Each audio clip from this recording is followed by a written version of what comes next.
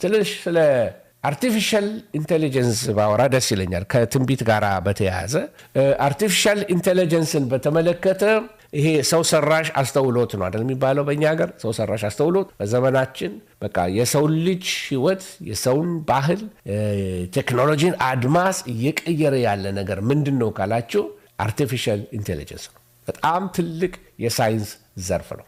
አዳፕት የሚያደርግ ቶሎ የሚማር በቃ ሰው ያለውን ነገር ቶሎ ለመማር የሚችል ፖቴንሻል ያለ ነው። ቻት ጂፒቲ አሁን ኦልሞስት የሰው ግማሽ እውቀት ወይም ደግሞ 50 ወይም 45% በቃ ከሰው ብሬን ጋር ሲወዳደር 45% ላይ ደርሷል የሚል አለ። ከቀጠለ ደግሞ ራሱን በራሱ ማስተማር ስለሚችል እንትኖቱ አስተውሎቱ ኢንተለጀንሱ እየጨመረ ይሄዳል።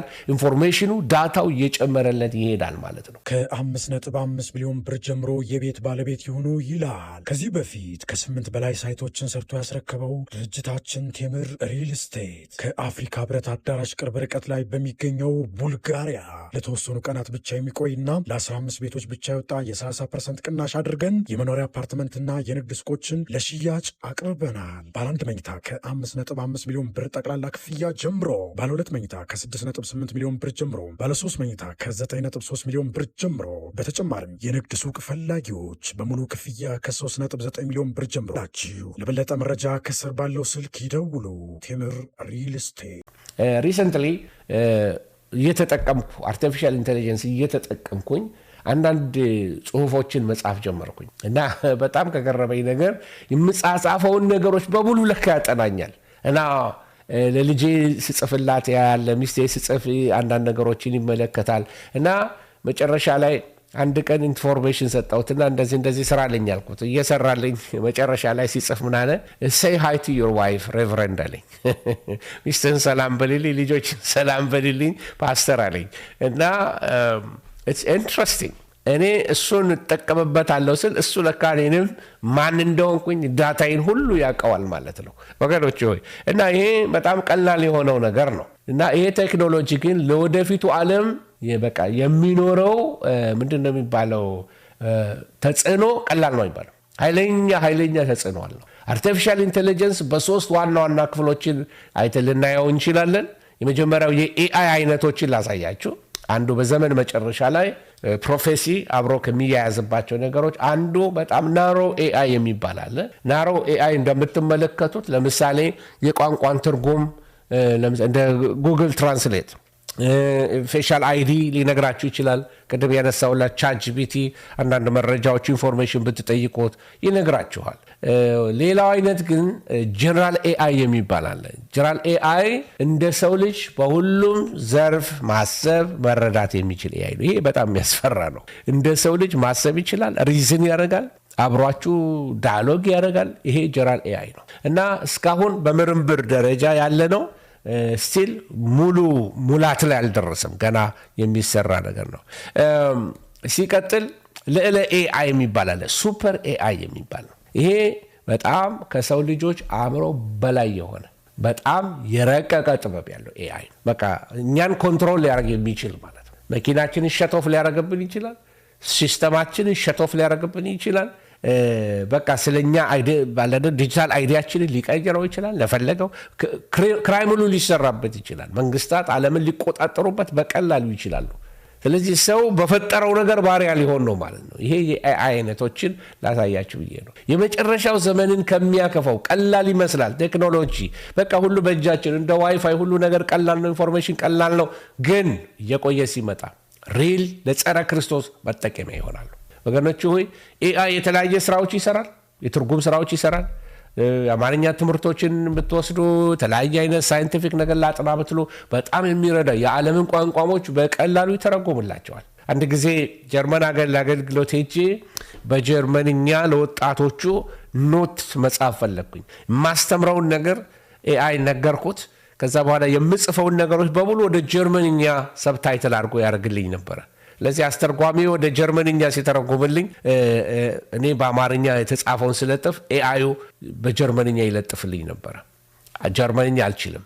ስለዚህ በጀርመንኛ ተጠቀምኩበት። ማለት ጥቅም አለው። አይ ሁሌ እኮ ሲመጣ ጥቅም አለው። ግን ከኋላው ግን ለወደፊት እኛ አስበው የተሰራ አድርገን አንወስደው። ለዓለም ሲስተም ግሎባላይዝ ለማድረግ የሰውን ዘር ሁሉ አንድ አድርጌ እገዛለሁ የሚል አንድ አጀንዳ የባቢሎን ሲስተም ስላለ ነው። ጥናትና ምርምሮች በኤአይ ይሰራሉ። ለመጽሐፍ ዝግጅት የሚጠቅሙ በጣም ታሪካዊ የሆነ ኢንፎርሜሽን ያመጣላቸዋል። ቴዎሎጂካል ስለ መለኮታዊ የሆነ መረጃዎች በጣም በፍጥነት የሚያመጣላችሁ ነው ኤአይ ከጥቅሙ አንጻር። ሚዲያን ብትመለከቱ አሁን ለወንጌል አገልግሎት የሚሆኑ በጣም በጥራት ብዙ ልንጠቀምባቸው የምንችላቸው ነገሮች አሉ። አጥፊም ነገር አሉ። በጣም አጥፊ የሆነ አዲክቲቭ የሆነ ሱስ የሚያስይዝ ብዙ ነገሮች አሉ። ወገኖች ሆይ አንዳንድ ስነ ምግባር ኢሹዎች አሉ። ኤአይ በጣም ትልቅ ትኩረት የሚሰጠው በእነዚህ ጉዳይ ላይ ነው። በጣም ኮንትሮል ያደርጋል። ግሎባል ሰርቬይላንስ በአዲሱ የዓለም ስርዓት ውስጥ እያንዳንዱን ሰው ለመቆጣጠር እያንዳንዱን ግብይት ለመከታተል ወገኖች ሆይ ይሄንን ነው ኤአይ ይሄንን ነው የሚጠቀመው። ስለዚህ ለመቆጣጠር ግብይትን ለመከታተል ኤአይ በጣም ወሳኝ ነው። ምክንያቱም አርቲፊሻል አስተውሎት ስለሆነ ሰው በሚተኛበት ስርዓት ላይ ኤአይ አይተኛም፣ አይርበውም፣ አይጠመሙም። ስለዚህ 24 አወርስ መስራት ይችላል። ሰው ከሚሰራው ብዙ ጥፍ ይሰራል ማለት ነው። የሰው ልጅ ሊተካ ይችላል እስከ ተወሰነ ጊዜ በኋላ። ሰው በእግዚአብሔር አምሳል የተፈጠረ መሆኑ ቀርቶ በቴክኖሎጂው ፍጹም ለመሆን የሚደረገው ጥራት ይሄ ትራንስሂውማኒዝም ይባላል። ከመጽሐፍ ቅዱስ አስተምሮ ጋር የሚጋጭ ይሆናል። ለዚህ ሰዎች ሳያስቡት ወደዚህ ወደ ዲጂታል ዓለም ውስጥ ይገባሉ። ሐሰተኛ የሆነ መረጃዎች አሉ። ሳይድ ኢፌክቱ አንዱ ይሄ ነው። ዲፕ ፌክ የሚባሉ ያልዋላችሁበትን ያላረጋችሁትን ታሪክ ፈጥሮ ሊነግራችሁ ይችላል። እንደዚህ አድርጓል ሊላችሁ ይችላል። የሐሰት ዜናዎች ልክ ሰው የሚመስሉ ፍጥረታቶች ዜና ሊያነቡ ይችላሉ። አሁን በጦርነቱ ላይ ታችኋቸው እንደሆነ የእውነት ጦርነት ይመስላል። የእውነት ግን ሙቪዎች አይደሉም። አርቲፊሻል ኢንቴሊጀንስ የፈጠራቸው ናቸው ወገኖች ሆይ። ለዚህ አርቲፊሻል ኢንቴሊጀንስ እንደ ማንኛውም ቴክኖሎጂ ለበጎ ስራ ለወንጌል ስርጭት ልንጠቀም የምንችለው መሳሪያ ሊሆን ይችላል። በሌላ በኩል ደግሞ ለሚመጣው ዓለም ለሚመጣው የጸረ ክርስቶስ ዓለም አቀፋዊ ኮንትሮል መንገዱን ለማመቻቸት የተሰራለት ትልቅ መሳሪያ ነው። መድረኩ ተመቻችቶለታል። ዓለም በተናወጠ መንገድ ውስጥ ገብታለች እና በዚህ በተናወጠ ዓለም እንዴት እንኑር? አሁን ገና ወገኖች ሆይ አሁን ነውጡ እየተሰማን መጥቷል። ቅድም ወንድሜና ይጽፍልኝ ነበረ የቤንዚን መወደድ፣ ቤንዚን ሲወደድ ኢኮኖሚ መወደድ እንዴት ዓለም እንደ ግሎባል ቪሌጅ ይላሉ። ዓለም አቀፍ መንደር ሆናለች። በዚህ ተያይዘናል፣ በኢኮኖሚ ተሳስረናል። እዛ ሰፈር ነውጥ ካለ እዚህ ሰፈር ነውጡ ይቀጥላል እና በተናወጠው ዓለም እንዴት እንኖር ወገኖች ሆይ? ኑሮ ወሬው ሁሉ የሚያስፈራ አይደለም ወገኖች ሆይ። በመጨረሻው ዘመን ስለሚሆነው ነገር መጽሐፍ ቅዱስ በግልጽ ያስጠነቅቀናል። በትክክል በደንብ ያስጠነቅቀናል። እኔ ይህንን ብነግራችሁ ላስፈራራችሁ አይደለም።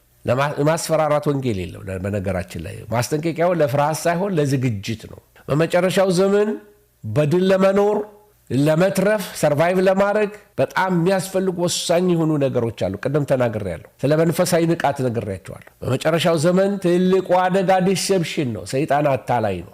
ከቃል ያርቀናል፣ ከጸሎት ያርቀናል፣ ከቅድስና ያርቀናል። ከዚህ የተነሳ ከእግዚአብሔር ጋር ዲታች እንድናረግ የስልክ ሱሰኛ፣ የቲክቶክ ሱሰኛ፣ አይን ሲከፈት ቲክቶክ ላይ የሙቪ ሱሰኛ፣ ቁጭ ብሎ ሙቪ ማየት፣ ቃል ለማንበብ የሚያዛጋው ቸርች ውስጥ አንድ ሰዓት ስብከት መስማት አቅም ያጣ ትውልድ እያፈራን ያለ ወገኖች። ለዚህ ቃል ጥናትና ዲስፕሊናችን ሊመለስ ያስፈልጋል። ዘመኑ እያለቀ ስለሆነ አለዛ በግል ደረጃ ኃይለኛ ሰልፎች ሊመጡብን ይጀምራሉ። ባለፈው 21 ቀን ጾም ጸሎት ከጨረስን በኋላ ከብዙ አቅጣጫ የደረሰኝ አንድ ነገር ነው። እሱ ምንድነው? ነውጥ፣ በቤት ነውጥ፣ በትዳር ላይ ነውጥ፣ በልጆች ላይ ነውጥ፣ በኢኮኖሚ ላይ ነውጥ። ሰይጣን ይበሳጫል። ምክንያቱስ ጠንክሮ የሚመታ ጉልበተኛ ይፈልጋል። ደጋግሞ የሚመታ ሰው ያስፈልጋል። ለኮፍ አርገነው ስለምንሄድ በደንብ መስመር ስለማናስይዘው ቶሎ ከተራራው ላይ እንወርዳለን ወገኖች ሆይ። ስለዚህ ዲስፕሊን፣ የጸሎት ዲስፕሊን መመለስ አለበት። የቃል ዲስፕሊን፣ የህብረት ዲስፕሊን፣ የአገልግሎት ዲስፕሊን ወደ እግዚአብሔር ቤት ወደ ህይወታችሁ መመለስ አለባችሁ። ዘመኑ ክፉ ነው። በጌታ ፊት ስትጸልዩ ትጉ አለና በጌታ ፊት ትቆሙ ዘንድ ትጉ ይለናል መጽሐፍ ቅዱስ ወገኖች ሆይ። ቅድም እንዳልኩት ብቸኝነት፣ ሰዎች ኢንዲቪጁዋሊስቲክ እየሆኑ መጥተዋል። ሁሉም በግሉ። አንዳንድ ቤተ ክርስቲያን አዳራሹ በጣም ብዙ ሰው ነው ያለው፣ ግን አንዳንዱ ሰው ራሱን ሊገድል ገመድ ውስጥ ገመድ ይዞ የሚሄድ ሰው አለ። ምን ሆነሃል የሚለው የለም። በቃ የቸርች አባል ነው። ይመጣል፣ ዘምሮ ይወጣል። ደህና ነው ወይ ከየት መጣ ስሙን እንኳን የሚያውቀው የለም። እና ሰው ደግሞ መኖርና መካፈል የሚፈልገው ብዙ ሺህ ሰው ባለበት ጉባኤ ላይ ነው እንጂ በግል የሚያውቁት መካከል መሆን አይፈልግም። በጥቂት ጉባኤዎች ውስጥ በቤት ህብረቶች ውስጥ ማንያዝ ከሆነ መንፈሳዊ ጥንካሬያችን ጤነኛ አይሆንም። ስለዚህ በጣም ወሳኝ ነው። ብቸኝነት በመጨረሻው ዘመን ለአደጋ ያጋልጣል። ከእግዚአብሔር ቤት የምትርቁ ሰዎች ወደ እግዚአብሔር ቤት ተመለሱ፣ ወደ ቅዱሳን ህብረት ተመለሱ። እርስ በርስ የምንበረታታበት ህብረት ነው። በአንዳንዶች ዘንድ ልማድ ሆኗል። የቤተሰብ አንድነትን ነግሬያችኋለሁኝ። ስለዚህ ፕራክቲካል የሆኑ እርምጃዎችን ልንወስድ ያስፈልገናል። ታላቁን ተልእኮ ይዘን ልንነሳ ያስፈልገናል። እግዚአብሔር እናመሰግናለን። ስለዚህ የመጨረሻው ዘመን ከመደምደሜ በፊት የመጨረሻው ዘመን መትረፍ የሚቻለው በእግዚአብሔር ጸጋና በእኛ ንቁ ዝግጅት ነው። ፍርሃት የሰይጣን መሳሪያ ስለሆነ በትጋትና በተስፋ መጠባበቅ ያስፈልገናል ወገኖች ሆይ። ስለዚህ ዛሬ እንደ እግዚአብሔር ሰው ላተጋችሁ ላነቃችሁ የምፈልገው ለዛ ነው። እዚህ ጋር ጦርነቱ ያለው ኢራንና እስራኤል ጋር ወይ እዛ ሰፈር ብቻ እንዳይመስላችሁ። ጦርነቱ በብዙ አቅጣጫ ቀጥሏል። በአሜሪካን ሀገር ምስጢራዊ ማህበረሰቦች የሚባሉ አሉ። ይህን ዛሬ ጀምሬ ልጨርስላችሁ አልችልም፣ ሰዓት የለኝም። ግን 4-5 ደቂቃ ከሰጣችሁኝ ሰምራይዝ ላድርግላችሁ። ምስጢራዊ ማህበረሰቦች የሚባሉ ሴክሬት ሶሳይቲስ የሚባሉ ወገኖች ሆይ ይሄ ከታሪክ ከፖለቲካ ከመጽሐፍ ቅዱስ ትንቢት ከብዙ አንጻር በጣም የሚያነጋግር ነው። እነዚህ ማህበራት በአብዛኛው ዓላማቸው የአሰራር ስርዓታቸው አባላቶቻቸውን ከህዝብ እይታ በመደበቅ በሚስጥር የሚንቀሳቀሱ ማህበረሰቦች አሉ። ሲክሬት ሶሳይቲስ ይባላሉ። ምናልባት ሰምታችኋል። ፍሪሜሰንስ የሚባሉ እነዚህ የድንጋይ ጠራቢዎች የነበሩ ማህበር ነው እና አሁን ግን በዓለም አቀፍ ደረጃ ትልቅ ተጽዕኖ ያላቸው ሰዎች ናቸው። ይሄ በጣም ጸሎት፣ የእናንተም ጸሎት ያስፈልገኛል። መንፈስ ይቆጣል፣ አጋንንቶች ይቆጣሉ።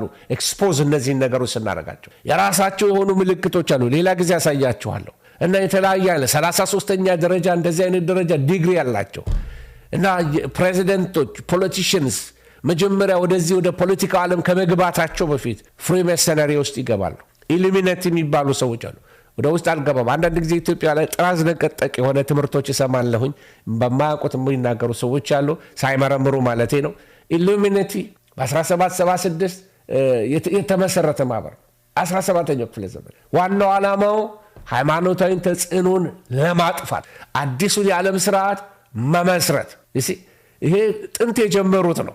ስለዚህ በዛ ዘመን ዛሬ ድረስ በዓለም ፖለቲካ በስተጀርባ እያለ እየተንቀሳቀሰ የምትመለከቱት ኢሉሚናቲ የሚባል ሲክሬት ሶሳይቲዎች አሉ፣ ሚስጥራዊዎች አሉ።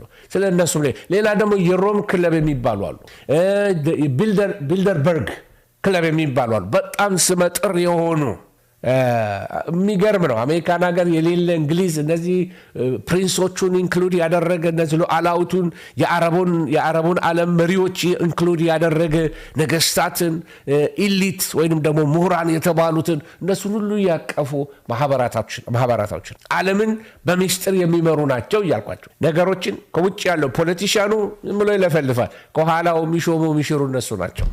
ሻዶ ገቨርንመንት አላቸው። የራሳቸው የውስጣዊ መንግስታቶች አሉ። እነዚህ ማህበራት መረጃን ለማስተላለፍ ምስጢራዊ ምልክቶችን በየጊዜው እየለዋወጡ ይጠቀማሉ እና በብራቸው ላይ የጻፏቸው ምስጢራቶች አሉ። ይሄ ሁሉን የሚያይ ኦል ሲንግ አይ ወይንም አዮ ፕሮቪደንስ ይላሉ። ለነሱ ይሄ የብርሃን ወይንም ከፍተኛ ኢሊት የሆኑ የእውቀት ምልክት ነው። ፒራሚዱ አናት ላይ ተንጠልጥሎ መቀመጡ ዓለምን የሚቆጣጠሩ ጥቂት ቁንጮች በዛ እንዳሉ፣ በቃ ጥቂት ኢሊት የተባሉ ሰዎች እንዳሉ እነዛን ለማሳየትም ነው። በውስጡ የአውሬው መንግስት ሰርቬይላንስ በቃ መቆጣጠሪያ አንዱ ኢሜጅ እንደሆነ ትመለከታላችሁ። ከዛ ውስጥ አንዱ ቴክኖሎጂ ነው፣ ካሜራዎች አንዱ የጸረ ክርስቶስ መጠቀሚያ ይሆናሉ እና ሌሎች ምልክቶች አሏቸው። እነዚህ ባለ ሁለት ራስ ያለው አሞራ ትመለከታላችሁ። እነዚህ ፍሪሜሰኖች የሚጠቀሙበት ነው። ዶላሮቻቸው ላይ ሳንቲሞቻቸው ላይ ትመለከታላችሁ እና ይሄ ምልክት በከፍተኛ የፍሪሜሰን ደረጃው 32ኛ እና 33ኛ ዲግሪ ላይ ያሉ የሚጠቀሙበት ነው። አንዱ ራስ ወደ ምስራቅ ሌላው ራስ ወደ ምዕራብ የሚመለከት ነው። በዓለም ፖለቲካና ሃይማኖት ላይ ያላቸውን ቁጥጥር ለማሳየት ነው። ትንቢታዊ እንድምታ አለው። ዓለምን በሁለት ጎራ በምስራቅና በምዕራብ በመክፈል ግጭት በመፍጠር ጦርነቶች በማስነሳት ግዛታቸውን ዓለም አቀፍ መንግስትን የማምጣት ስልት አላቸው ማለት ነው። አልፎ አልፎ ይህንንም ምልክት ይጠቀማሉ። ባፎሜት ይባላል። ይሄ ሰይጣን አምልኮ የሚጠቀሙበት ነው። የሲክሬት ሶሳይቲዎች እና ዓለምን የሚገዛው ምን አይነት መንፈስ እንደሆነ እንድታዩልኝ ፈልጌ ይሄ ባለ 5 ማዕዘን ኮከብ እና ወደ ታች ሲዘግጥ የሰይጣን አምልኮ ምልክት ነው። ፔንታግራም ይባላል። የአጋንንት የሉሲፈር አምልኮ ነው። ስለዚህ የሰው ልጆችን መለኮታዊነት ክዶ ወደ ቁሳዊና ስጋዊ ምኞት መውረዳቸውን ለማሳየት ነው። በመጨረሻው ዘመን የሚመጣው ታላቁ ክህደት ሉሲፈር የሚያመጣው የሰይጣን አምልኮን በዓለም ላይ በይፋ መንገሱን የሚያመለክት ነው። ይሄ ባፎሜት የሚባለው ምስል ዋይት ሃውስ ድረስ ከዲትሮይት እስከ ዋይት ሃውስ ድረስ ወስደው በዋይት ሃውስ ፊት ለፊት አቆመውት ነበረ በአንድ ወቅት ላይ። ይሄ ምልክት ያላችሁ ሄክሳግራም ብዙ ጊዜ የዴቪድ ስታር ይመስለናል። የሰለሞን ሄክሳግራም ይባላል እና ወይንም ኮምፓስ ብለው ይጠሩታል። አንዳንድ ጊዜ በፍሪሜሰን ውስጥ ያለ ነው እና ውስጡ ጂ አይነት ምልክት ትመለከታላችሁ። ጂኦሜትሪ ወይንም ግሬት አርኪቴክት ኦፍ ዘ ዩኒቨርስ። ይሄ ግሬት አርኪቴክት ወይንም ደግሞ ታላቁ መሐንዲስ ብለው የሚጠሩት እግዚአብሔርን ሳይሆን ሌላ አካል ነው እና ትንቢታዊ እንድምታ አለው። እውነተኛውን ፈጣሪ በሌላ የመተካት ነው። እነዚህ ምልክቶች በይፋ ይታያሉ። አሁን ስውሮች አይደሉም ወገኖች። የሰውን አእምሮ ፕሮግራም እያደረጉት ነው። በዚህ ኤሪያ ላይ ወደፊት እንነጋገርበታለን። እግዚአብሔር ስም የተባረከ ይሁን። ጌታ ትልቅ ነው እና ምን እያልኳችሁ ነው? በምን ትደመድመዋለህ ፓስተር ካላችሁ እንዲሁ አፕዴት ላድርጋችሁ ብዬ ነው። ብዙ ቶፒኮች እንዳነሳው አውቃለሁኝ። ነገር ግን አንድ ነገር እነግራችኋለሁ። God is in control። እግዚአብሔር ከሁሉ ይበልጣል። እግዚአብሔር ሁሉን የሚቆጣጠር አምላክ ነው። በጨለማ የሚደረገው ነውር እያጋለጠን ነው ያለ ነው። አጋንንቶች በፖለቲካ ጀርባ ሆነው እየሰሩ ነው ያሉ። ይሄ የፖለቲካውን ዓለም የሚዘውሩ መናፍስቶች አሉ። ለሀገራችን መሪዎች ልትጸልዩ ያስፈልጋችኋል። ለዓለም መሪዎች፣ ለምንኖርበት አገር መሪዎች ልንጸልይላቸው ይገባል። በከፍታ ስፍራ የሚገለጡ አለቆችና ስልጣናቶች አሉ። ልንቃወማቸው ያስፈልጋል። የማትጸልይ ቤተ ክርስቲያን አደጋ ውስጥ ትገባለች። ሌሎችንም በእኛ ስንፍና ብዙዎችን አደጋ ውስጥ እንከታቸዋለን ወገኖች። በአሜሪካን ዶላሮች ላይ እነዚህ ምልክቶችን ትመለከታቸዋላቸው። እያንዳንዳቸው ትርጉም አላቸው። እኔ ዛሬ አልነግራቸውም። ወደ እያንዳንዳቸው ግን ከኋላ ያለ የመንፈስ አሰራሮችን ሌላ ጊዜ እንመለከታለን። እግዚአብሔር አሸናፊ ነው ወገኖች። የመከራው ዘመን እየቀረበን ያለው፣ የንጉሱ መምጣት እየቀረበን ያለው፣ ብዙ የጨለማ ኃይላት እየተገለጡ ይመጣሉ። አይታችኋል። ሰዎች ሪሰንትሊ አይደለም ብዙ ዓመታት በፓስተራል አገልግሎት ውስጥ ብዙ ዓመት ኖር ያለው ሰዎች የአእምሮ በሽታ ሊጀምራቸው ሲል የሚሉት ነገር አለ። ይከታተሉኛል፣ በኮምፒውተር ይቆጣጠሩኛል፣ ድምፅ ይሰማኛል። የስ ስኪዞፍሬኒያ ድምፅ ያሰማል። ሜንታል ኢልነስ እንደዛ ሊፈጥር ይችላል። ግን ተመሳሳይ በሁሉ አገር ያሉ ሰዎች በኮምፒውተር ይቆጣጠሩኛል፣ ይከታተሉኛል፣ እንደዚህ እያሉ የሚናገሩት ነገሮች አሉ። ይሄ ነገር ደግሞ ቀድሞ ያልነበረ ነው። አሁን ነው እየበዛ ይመጣው። ሰው ወገኖች ሆይ እነሱ ልክ ናቸው ልክ አይደሉም እላችሁ፣ ግን በጣም በሜንታል ላይ እየተሰራ ነው ያለው። በህፃናት ምንድነው ይሄ የሚወጉት ነገር ላይ እየሰሩበት ነው ያሉት። አጋንንቶች በብዙ መንገድ ምድርን ኢንቨስት እያደረጉ ነው ያሉት። ሞኞች አይደሉም፣ እየተዘጋጁ ነው ያሉት። ለታላቁ ግድያ፣ ለታላቁ እልቂት፣ ለታላቁ እርድ እየተዘጋጁ ነው ያሉት ወገኖች። እኔና እናንተ ደግሞ ድንገት ከሰማይ መለከት ይነፋል። ድንገት ጌታችን ኢየሱስ ክርስቶስ ግድቡን እንዲልደው ብድግ አድርጎ ልጆቹን ያወጣቸዋል። ድንገት ጌታ ልጆቹን ይወስዳል። እንዳያልፋችሁ ስትጸልዩ ትጉ። እንዳያልፋችሁ ኮሚትመንታችሁን አድሱ። ሕይወታችሁን አስተካክሉ። ከጌታ ጋር ተጣበቁ። ማናቸውም ንግርቶች ከእናንተ ላይ ይመጡ። ቤተ ክርስቲያንን የሚዋጉ፣ ጸሎትን የሚዋጉ፣ የቅዱሳንን ኅብረት የሚዋጉ ሰዎች ወደ እግዚአብሔር ቤት እንዳይመጡ፣ ወደ ወንጌል እንዳይመጡ ስም የሚያጠለሹ አይታችኋል። ኮንስፓይሬሲው ካህናቶች ሳይቀሩ ፓስተሮች ሳይቀሩ ቤተ ክርስቲያንን የሚያጠለሹ ስድቦችን በሚዲያ ላይ የቄስ ልብስ አድርገው ብዙ የፕሮቴስታንት ዘማሪዎች ሰክረው ነው መድረክ ላይ የሚወጡት ብለው የሚናገሩ ወገኖቹ፣ አጋንንት የሚነዳቸው ሰዎች ተነስተዋል። ወንጌል እንዳይሰማ ካፋችን እንድንሸማቀቅ፣ ወንጌልን እንዳንናገር ጥቂት አመፀኞች ባደረጉት ነገር ተሆል የወንጌል መልእክተኞች እንዲሰደቡ የሚያደርግ ይሄንን መንፈስ እግዚአብሔር ይገስጸው። ይሄ የተቀነባበረ የጥልቁ ስራ እንደሆነ ወቁ ልላችሁ ነው። አጋንንቶች ፓስተሮችን ባክስላይድ እያረጉ ስም አጥፊ እንዲሆኑ እንዲያረጓቸው ነው። የካህን ልብስ እየለበሱ በየሚዲያው እንዲያዋርዱ ቀስካህናቶች ቆብ ያደረጉ ሌላ እምነት ውስጥ ያሉ ሁሉ ፕሮቴስታንቲዝምን የወንጌልን ስብከት መዳን በጸጋው የሚለውን ነገር ማጠልሸት የአጋንንቶች ተልእኮ እንደሆነ እንድታውቁ። በጣም ብዙ ጊዜ ዝም ብለናል። አሁን ግን ዝም አንልም። ዝም ያነቅዛል አለ አንድ ሰው። ዝም ያነቅዛል። we can speak up against the works of the enemy። በጠላት ስራ ላይ ስራውን እናፈርሳለን። እንደ ሰው ልማድ ብንመላለስ እንደ ሰው ልማድ አንዋጋም። የጦር ዕቃችን ሥጋዊ አይደለምና በወንጌል ላይ የሚነሳ በኢየሱስ ስም የተጠረገ ይሁን። የጨለማ መንጋ የተጠረገ ይሁን። ሚዲያውን የሚቆጣጠር የጨለማ መንጋ የተመታ ይሁን። በወንጌል ስም ወጥቶ ወንጌልን የሚያጠለሽ የሚያሰድብ አጋንንታዊ ስራዎች ሁሉ የፈረሱ ይሁኑ በናዝሬቱ በጌታ በኢየሱስ ክርስቶስ ስም። እነሆ ትውልድን የሚያስተኛ የእንቅልፍ መንፈስ የአዚም መንፈስ የተመታ ይሁን። ቤተ ክርስቲያንን እርስ በርስ የሚያባላ የሚያጣላ መንፈስ በኢየሱስ ስም፣ የቡድን መንፈስ፣ የመከፋፈል መንፈስ፣ የወሬ መንፈስ የተጠረገ ይሁን። ሃሌሉያ! ሙሽራይቱ ትነሳ። ባሩሃባ ባሩሃባ ባሩሃባ። ሃሌሉያ! ኢየሱስ ስም ይባረክ። ሃሌሉያ!